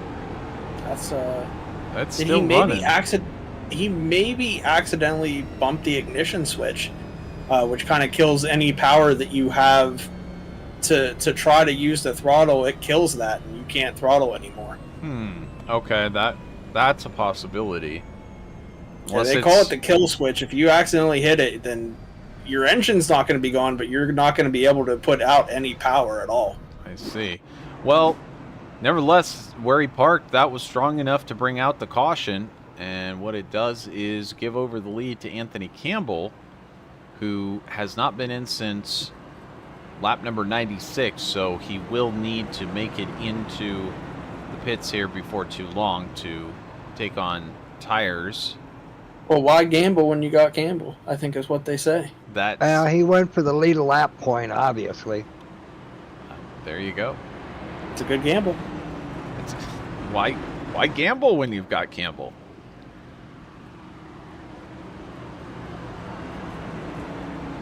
He's missing out on an opportunity to have a Campbell sponsorship on that car. You know, some Campbell's chunky noodle soup. There you go. He may have been nagged enough of it as a child that he doesn't like it. I'm an Adams when the Adams family was out, even though it's spelled different. Trust me, I love the show but hated it. I would say Sam Adams. Have that beer on your car. That's a good beverage. I'm just saying. I agree with you. When we meet up, Sorry, Christian, not a we'll beer have to drinker. share one. Well, there you go, Hanover. That's fine. That's fine. Put your favorite beverage on there. Water. Tap water. Is that? Coffee as I've gotten older, There you go. Yep. Coffee. with a little kicker in it, you know. Ah, now we're getting to the bottom of it. See, yep. Little Baileys, you know. What can you say? There you go. Bailey's, that should be on your car. No, actually, technically, there is an iRacing paint policy, and you're literally not supposed to put any sponsor that is not in the iRacing paint studio. There's if you also do not that have the problem. rights to that. There's also that problem if you've got one in broadcast and you haven't talked to the people, you can actually get in trouble for it. We've discussed that in another league. So Absolutely. No, we can here, but you know, I would just tell you that when iRacing paint policy was you know, really heavily promoted by iRacing a couple of years back, I made people change their paint schemes to be on broadcast. We had people submitting paint schemes and running it manually, and I know that other broadcasters like RaceSpot, they do it that way. But I've also been part of other groups that are officially promoted by iRacing, and they let the racers run whatever they want. So I just decided let's be a little bit more relaxed, and if anybody has any problem with it, they can contact us here at VirtualRacing.Network. Just send those messages to Hanover Fist, care of VirtualRacing.Network. Anthony Campbell. I tell you what, Campbell stayed there you out. go. He did. That is some serious confidence, and Campbell going to stay in the lead. Why gamble when you got Campbell racing for And Subway he's not right in the now? lead. Yeah, but them old tires are not going to make it. Oh, Justin Michael. Oh, Tim Harper hard into the wall. He wrecks. Keeps it straight, no caution, but big damage to that 12 car. Now the 8 in trouble as well. Number of drivers really suffering here, but back up in the lead. It looks like Ryan Patty able to take over that lead. Justin Michael in second. Ronnie Norman now into third. Cody Neal in fourth. Anthony Campbell's gamble has come to an end as he now drifts back into fifth place with just 15 laps to go here. And looking at Adam Ball drifting up high on Anthony Campbell there. That's going to allow Sean Purcell to get down onto the low line. Purcell taking that look on Ball. Going to make it maybe 3 wide with Campbell on the bottom. Trying for 4 wide. Cody Height coming around the outside. This is Ooh, and four- Michael's making a run on Ryan right now. This is a big run right now happening, but as you said, here comes Patty. Patty gets down onto the apron, somehow saves it. Michael takes over the lead. Yeah, now Ronnie Norman trying to get into the lead to try to advance and guarantee his spot. But he's doing everything he can and just having a good run. Cody Neal also trying to make it in. Yeah, I think Norman knows right now if he finishes in second place, he's pretty much in. He just needs to make sure he stays out of any incident, and he doesn't necessarily need to win this one, but it would feel good to win going into the next round of the playoffs. There's Cody Neal. Now, he's he's maybe a little bit less assured, as he would sure like to be able to get up there and take over second place or maybe first, just to make sure that he gets in.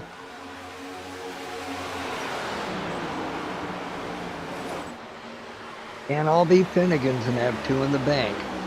Sure. He took the night off tonight. He did. He's probably Well watching. earned. He's probably just watching out there, or maybe doing something else. Who knows? Grim Cylinder says, I want Jimmy to win. Hopefully he'll catch up. You're right. He is on the lead lap. He did get that lap back. He's back here at 11th place. Unfortunately, I think he's running a little bit off pace right now. A couple of tenths off of what everyone else is running. So there might be still some sustained damage on Jamison Haviland's vehicle. But hey, it's always great to see people joining us. We finally get a little shout out from the Campbell crew. 3 Hokari saying, Campbell, that's what I'm saying. Well, Anthony Campbell held the lead for a moment. Here comes Ronnie Norman down to the low line on Justin Michael. 10 laps to go right now. It'll be 9 at the line. Here's Ronnie Norman trying to take over that lead position. Just 9 more laps remain. Is it going to be one of these two? Will it be Cody Neal, who sits back here in the catbird seat waiting to pounce? Here comes Ryan Patty to make his move on Cody Neal. No, he thinks better of it, but Norman still stays down on that low line on Justin Michael. Oh, he's drifting up a little bit on exit, had to back out of the throttle. That's going to allow Justin Michael to maintain the lead here. Ronnie's still going to be underneath him as we have a spin on the backstretch. No caution yet. Of course there's no caution. Why would there be a caution for a driver that is sideways on the track? Here we go. Justin Michael, Ronnie Norman still battling it out as Patinko is there on the apron. Patty looks like he gets up very near the wall there, and Norman takes the top position across the line. 7 laps to go here at Charlotte. Here comes Justin Michael fighting back on the outside. He had a great run down the front stretch off the outside lane. Now he's going to try to get it again on Norman. It looks like Norman got a little bit loose there coming out of the corner. Going to lose a spot to Neal now as well. Cody Neal has been positioning himself to possibly take advantage of anybody having misfortune. Neal getting so loose there on exit. Is Michael going to be able to actually run away with this one now with 6 laps to go? Looks like the fight is now on for second place as Norman and Neal trading positions and staying side by side. Now Neal takes over that second spot. Norman back into third. Patty possibly going to have a go at Norman here. He pulls it down to the low line. Something has happened to Ronnie Norman. He's gone from fighting for first to fighting for fourth. Tell you what, Cody Neal kind of drove up to Justin Michael now. He's there. Cody Neal has arrived on the back porch of Justin Michael. Michael, these 2 Toyotas going to be battling it out possibly for the win here. But Michael able to get a great run off of turn 4. And Cody Neal loses a couple of car lengths side by side now between Patty and Norman for that third spot. Cody, if you're Cody Neal, you got to ask yourself, how much are you willing to risk to get this win? He can guarantee his spot into the next round if he wins this. What's he willing to do? And Patty gives Norman a shot. Patty shows the chrome horn to Norman. But I think that was a bit unintentional, as he was not trying to move Norman in the corner nor send a warning shot. Justin Michael, 3 laps remaining. He now has about an 8 car length lead over Cody Neal in this final race of the round of 12. We're going to find out very soon who will move on to the round of 8. here in the Icon Cup Series. Just 2 more times around for Justin Michael. I tell you what, huge rebound for Cody Height, sitting in 5th place. He's still going to be in trouble points-wise, but he is doing everything he possibly can to maximize his night. But as I say that, he gets into the wall there, allows Purcell and Ball to go by him. Wow, he really did recover. Unfortunately, as you said, it all just kind of slipped away there in the span of a very short period of time. Michael, by the start-finish line, that time we've got the white flag in Barney the Flagman's hands. Just 1 more lap around Charlotte Motor Speedway for Justin Michael to take victory and ensure that he will take place in the round of 8. Cody Neal, I think he's done what it takes out there tonight. He's going to hold tight in 2nd place, and Ronnie Norman, he also will be looking at a potential movement into round of 8. We'll be able to tell you soon. Justin Michael takes victory for Bandit Motorsports here at Charlotte Motor Speedway.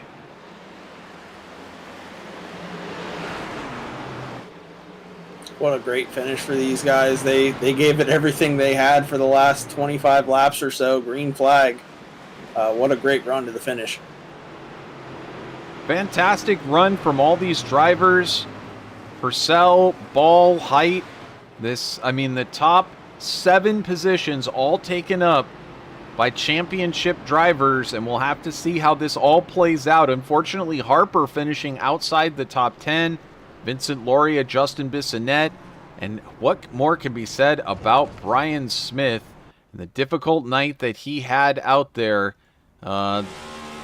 Seemed like he was possibly going to take the win for a little while, but unable to do so. And here's a guy who knows how to celebrate. Justin Michael, so proud to take victory. He's going to lock himself into that next round of the playoffs. We're going to take a moment here and get all the final results together. See if we can tackle some of these drivers on pit lane for the Icon Cup Series Victory Circle discussion. Don't go anywhere. We will be right back with that. Stay right here on VirtualRacing.Network.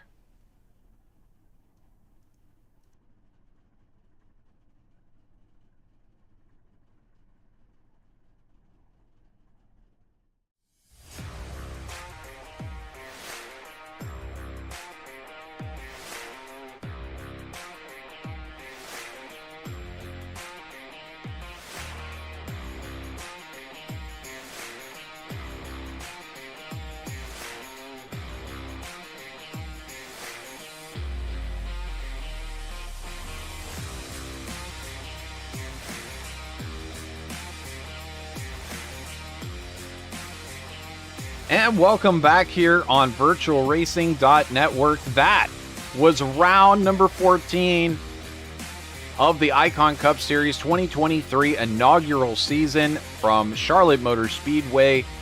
The official 3rd round of the playoffs, and what an amazing one it was. Kind of saw it all here tonight. Justin Michael, though, unstoppable once the race began, and he got up there into the top spot. Able to take victory with a clear margin over Cody Neal in 2nd place. Ronnie Norman in 3rd.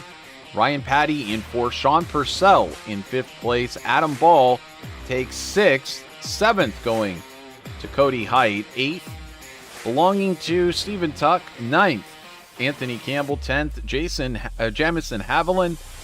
11th, Timothy Harper. 12th, Evan Patinko. 13th, Jordan A. Byers. 14th, Vincent Loria.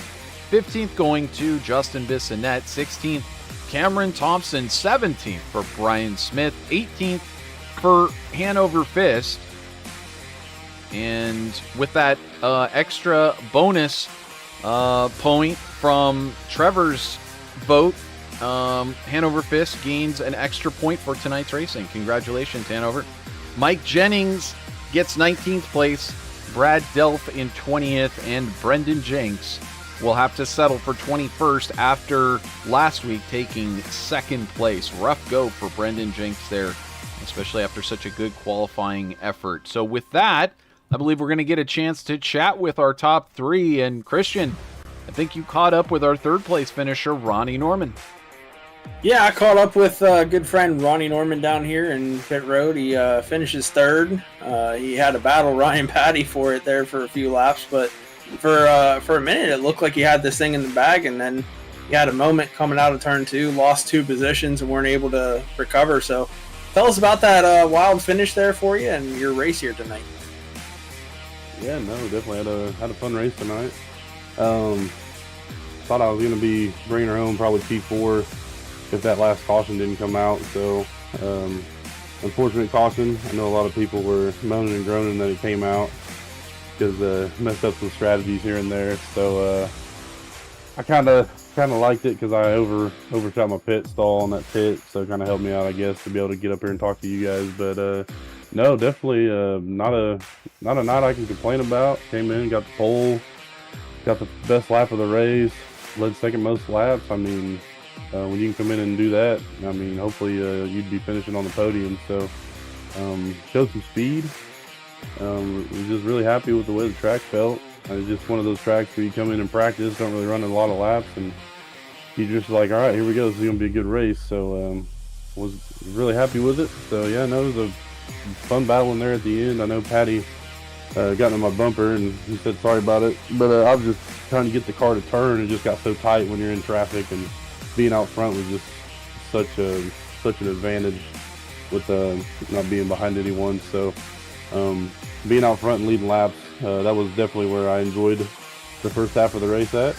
And yeah, no, got stage points. Moving on to the round of 8, and we'll see what we can do there. Yeah, it's kind of been a rough season for that 18 car. It's one of your first times in the booth over in the Icon Series, getting a podium. I know we're so used to seeing you win races and get top 3 over in Nora, but it seems like Icon has kind of been your kryptonite and not able to get up there and win. So what do you got for that 18 for the next 2 rounds here to go to Phoenix? We're going to figure something out for sure. If we can just keep this, hopefully we can use this to take it into the next round with it.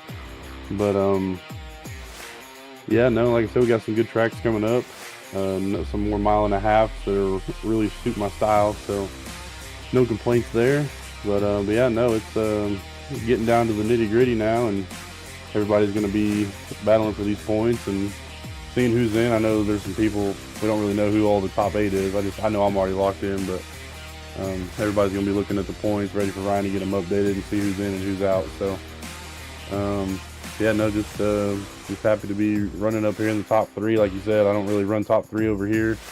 A lot of good talent, and when you're sitting on the podium at the end of the day on a Sunday night, you put in a good night's work. So happy with that. Yeah, you got Las Vegas, Homestead, and Dover coming up, and you've won Homestead before over in Nora, so I'm sure that one is kind of circled more than the other 2 has the race that you're going to go out and try to win. Yeah, Homestead's always been really good to me. I know Las Vegas can be turned into Las Tona or something like that, or whatever they say. Hopefully it's not a full throttle. But, just it always comes into these tire-saving races. And even here tonight, I mean, Justin was there halfway through them runs. He was proving that he saved tires. I mean, he came right by me, and I just had to let him go. There was no reason to even try to race him. So just gotta work on saving tires a little bit more. And right when you think you're not using them enough, and then you are using them too much, and that right front's gone. She's not fun to turn. So yeah, well, like I said, we'll just hopefully figure something out and work on it in the next round. Well, before we send you on your way, anyone you want to give a shout out to real quick before we end your interview here? Yeah, I just want to thank you guys for broadcasting these races here on VirtualRacing.Network. Shout out to NOS Energy Drink for being on the car. FanDuel.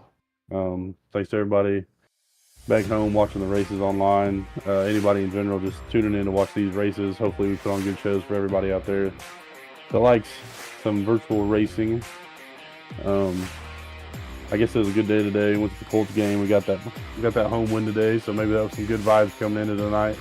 Happy with that. So yeah, no, just got Justin on the win and Cody in second, and it was a good battle there with Ryan there for 4th. and third. So I'm just excited to put it on the podium, and we'll move on to next week. All right, well, good luck next round, and hopefully we see you in that Final Four. I think Steven Dombrowski will be the happiest if you're able to make it into the top 4. So good luck the rest of the season, bud. All right, man. Thank you. Well, all right, that's the third place finisher, Ronnie Norman, there that we just got to talk to. And Trevor, you were going to go ahead and say something there. Oh, I was gonna say, yeah, but Ronnie sounds excited. He's got at least one race circled that he knows he's got a lot of confidence in. But anybody who's out there watching, you don't want to count out that number 18 for Harper Motorsports, and it's kind of cool. We actually ended up with 5. Let's see, 1, 2, 3, 4, 5. Top 6 cars, all representing different teams tonight. Pretty interesting. But our second place finisher, Cody Neal, had one heck of a run for 313 Motorsports, and I think we're going to get a chance to chat with him here momentarily. So let's see if we can bring him here into the booth. There we go. Cody Neal, congratulations on scoring a second place for yourself out there. Must feel pretty good. You needed all those points to try to solidify yourself into the round of 8. How does it feel to take second? Good. Really hoping for the win, but we still locked ourselves in the round of 8, so that's good. Overall, I just felt pretty good out there. Probably could have won, but dirty air is pretty crazy in this car. Certainly, and it did seem like once he kind of got up there and into the lead, Justin Michael had a pretty good command on this race. Ronnie Norman also looked pretty good. Now, you were able to get around Ronnie Norman. Was it just a matter of waiting for the right time to make the move? What did you line it up for a bunch of laps in a row? What was really your strategy to get around Ronnie, or was it just take what you can get? Yeah, you gotta get a run going into. I found passing in 1 and 2 was the easiest. You get a run going into 1, take the high line, and then you can clear them on the exit of 2. But yeah, you've got to really pick when you pass, and it was just crazy out there tonight. Well, the good news that I can share right now is we've just received word, and this is unofficial, pending any sort of penalty points that might be applied, but we didn't see anything necessarily that might incur penalty points out there. But yourself finishing 6th in this playoff first round, the round of 12. And so as a result, you're going to move on, Cody, and with that strong finish tonight, you finished 16 points up. So as opposed to finishing back in like 12th or 15th or something, because you got that strong finish, you moved yourself into the next round of the playoffs. Congratulations. Yeah, thanks, guys. Absolutely. So with that, who would you like to thank for your run to second place out there tonight? Really just the team, once again. Vinny, I know he had some troubles there. Brian, unfortunately, couldn't keep it together, but we always gather around each other and bring out the best. So we'll see what the future brings here.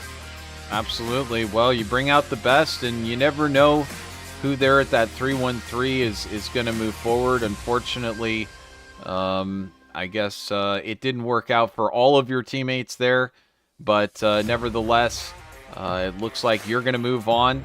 And congratulations for that, and we'll see you out there again at Las Vegas coming up here, our next race. Yep. Thanks, guys. So that is Cody Neal, who takes second place, and you can hear Christian. Am I wrong? Did you hear it sound like he was a little bummed? Very. Yeah. Well, Yep. Brian and Hanover, I can hear you saying yeah.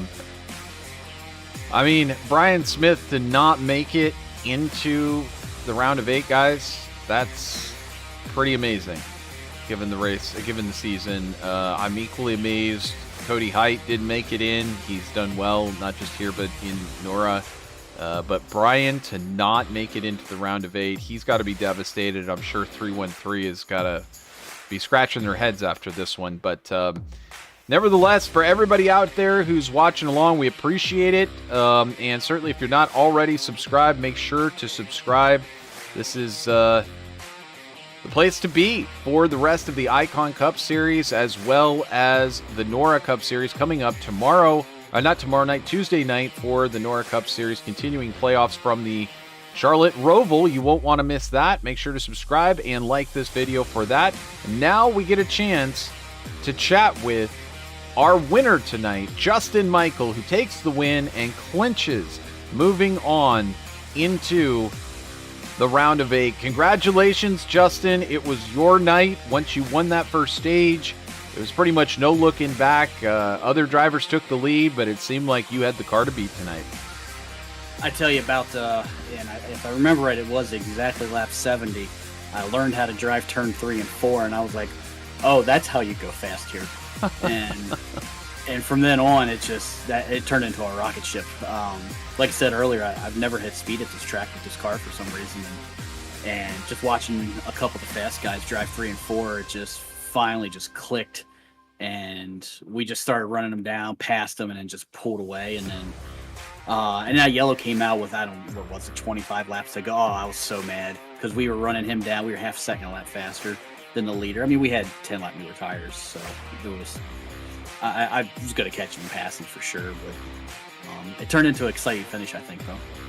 Oh, the whole race was very exciting. A lot of great green flag racing, side-by-side racing, and wonderful, wonderful action on track for the finale of the round of 12. But, of course, by taking victory, you were pretty much assured to get in before, but you solidified your place there into the round of 8. Some surprises of drivers who didn't make it in: Cody Height, Justin Bissonnette, Adam Ball, and also Brian Smith not making it in. Of course, as pointed out in YouTube by Sean Purcell, we do appreciate that.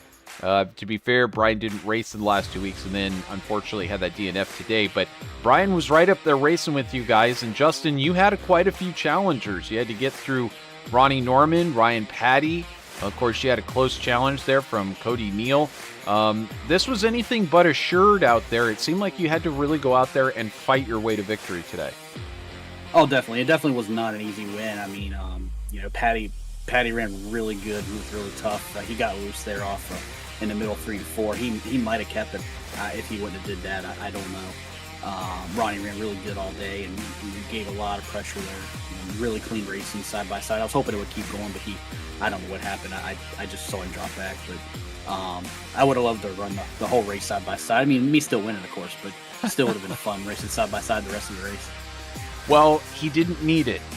He knew that he was going to get into the round of 8, and yet maybe when it's for the championship on the line, you might find Ronnie sticking in there to try to take it to the end. But either way, it was beautiful to watch all that side-by-side racing. Very exciting. And again, to keep it so clean really talks about the level of skill from yourself and Ronnie and Ryan and everyone else.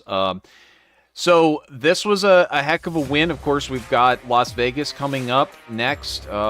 These tracks coming up. Any thoughts on as we get into the round of 8? It's Vegas, Dover, and I forget the third one. Do you know off the top of your head? We got Dover and Homestead, and then, of course, the finale is going to be Phoenix, but Vegas, Homestead, Dover. Okay, so I love Vegas, and I love Dover. Homestead, not so much, but so hopefully we can pull out 2 really good races, and then maybe a top 5 at Homestead. And Phoenix, I'll have to do some more learning. More learning. Well, actually, I was going to ask you 2 more questions here tonight. One of them being, you say you did learn the way through 3 and 4. Would you be kind enough to tell us all what that magic line is through 3 and 4? Well, it wasn't the line. It was more of the brakes. I was backing off, I guess, way too soon. And everybody else would either get a run on me or if they were side by side, they'd pull away. But I just, after the tire saving was over and could start running hard to go get back up there, I started slinging it into 3 and hitting the brakes harder.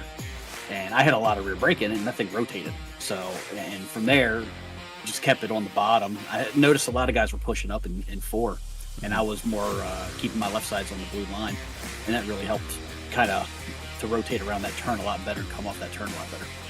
I see. Well, that is some interesting stuff, and certainly if anybody's listening in for Tuesday night at the NORA Cup Series, this is the race winner giving you maybe a little tidbit that might be able to help you out.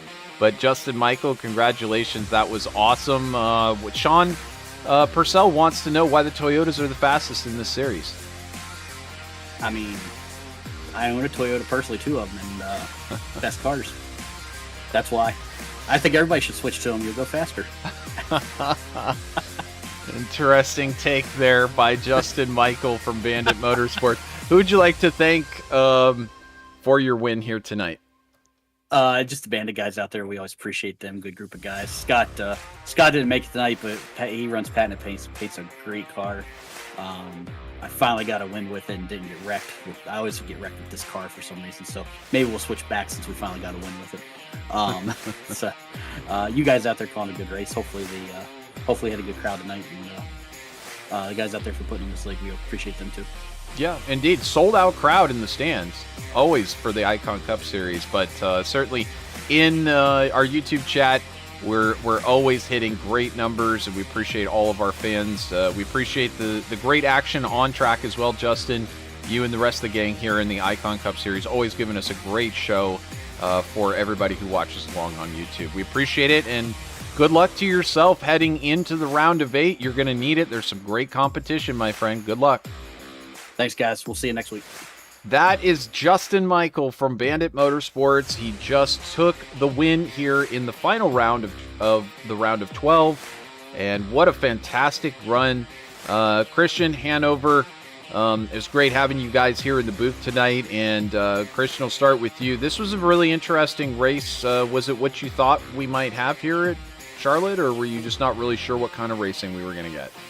I wasn't sure what kind of racing we were going to get. You never know whenever you come to Charlotte. Either you're going to get a hot, slick track that's hard to handle, or you're going to get a pretty grippy track that's going to produce a lot of battles. And we kind of had a mixture of both, with a lot of people getting loose and also a lot of 2 and 3 wide racing. So it was a good race overall, and can't wait for the next 3 races. I'm a huge fan of Dover.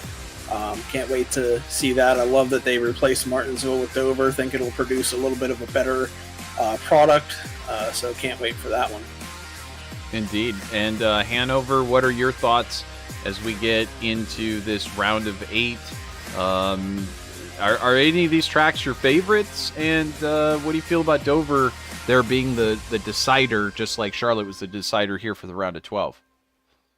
Well, I'm a Homestead guy. I've had better luck running Homestead in Cup cars and Indy cars. I've had good races at Homestead. The only race that I'm going to step out, because I'm not anywhere near, the group up there as far as points, I'm going to sit out Dover just because there is no good place to hide on that track. There's just, if you're having an off night, you can't run the apron. There's no apron ride, and there's no staying high in that track. So if you need somebody to help up here, I'm available for Dover. But the next 2 weeks, I plan to do better than this week. But again, when you're on the bottom and everything comes at you, there's not much you can do but just hang on. Well, why don't you just go out there and win one of these things, Hanover, and just show everybody that you got it in the tank? I'm still waiting to next season. I'm just trying to get in the group without having any mentions. I see I got a mention. I'm just hoping it's a good one and not a bad one when I go up and look at the General Cup discussions. So, and again, there's we've all had that in leagues when you have somebody new come in, and then instead of ingratiating themselves, they make everybody hate themselves in the first race. That's not a way to get in. So I'm taking a whole season and trying to do that blend in thing. That's usually my story, and I stick to that. I take the first few seasons. I just don't try to take that win. I just sort of let everybody else have the glory. What's the point? There you go. We'll see next win or next season if you can take the win, Hanover. But either way, good luck in the next few races, my friend. And either way, guys, this was an awesome race here at Charlotte. A sign of all the great races that we've had here in the Icon Cup Series. And now we get 4 more it's coming down to crunch time. Next time, it'll just be 8 drivers competing for this championship. Love to say thank you to everybody out there for joining us on YouTube. And certainly thank you also to Ryan Patty for getting us these graphics and getting that decision on everybody's round of 8 to us as soon as possible. Thank you to everybody who has subscribed. We're now rapidly growing as a channel. We do appreciate that. And of course, you guys are the recipients. We also will have some really exciting new announcements coming up very shortly regarding new content. So on behalf of all the drivers and all of us crew here at VirtualRacing.Network, I hope you have a wonderful evening. Reminder, we'll be back here on Tuesday night. Christian and I hope we still have a room to sleep in here in the Charlotte area. Otherwise, look for us on the street somewhere. And we'll see you all here Tuesday night. Until then, have a wonderful sleep. And bye-bye, everybody.